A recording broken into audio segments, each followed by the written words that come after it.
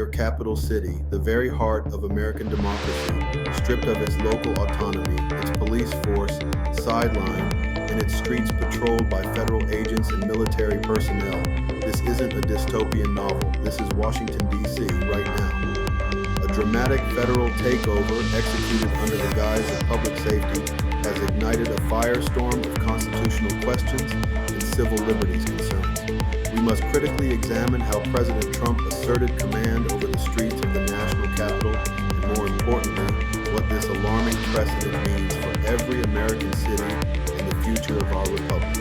In August 2025, President Trump invoked Section 740 of the Home Rule Act, a rarely used provision, to unilaterally federalize D.C.'s Metropolitan Police Department.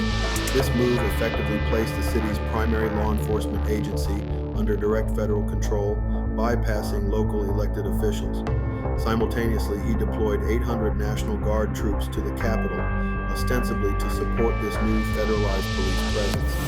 This was not a request from the city, it was an imposition. This initial deployment was swiftly augmented by an additional 700 National Guard personnel dispatched by the Republican governors of West Virginia, South Carolina, and Ohio. Their stated purpose was to assist in restoring order, bringing the total armed presence to more than 1,450. This influx of external forces operating under federal authority fundamentally altered the civilian-led policing landscape of the nation's capital. The justification offered by the administration was a response to perceived rising crime and homelessness, a narrative we must scrutinize closely. The official narrative painted a picture of a capital in chaos, besieged by crime and disorder, necessitating an extraordinary federal intervention. However, a critical examination of the facts reveals a starkly different reality.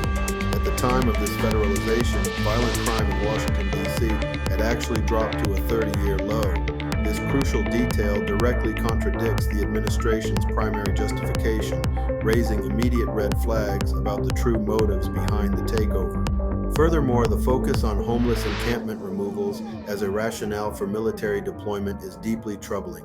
While framed as cleanup operations, these actions often amounted to the forced displacement of vulnerable populations without adequate housing solutions. This approach not only lacked compassion, but also served to militarize a social issue, further blurring the lines between law enforcement and social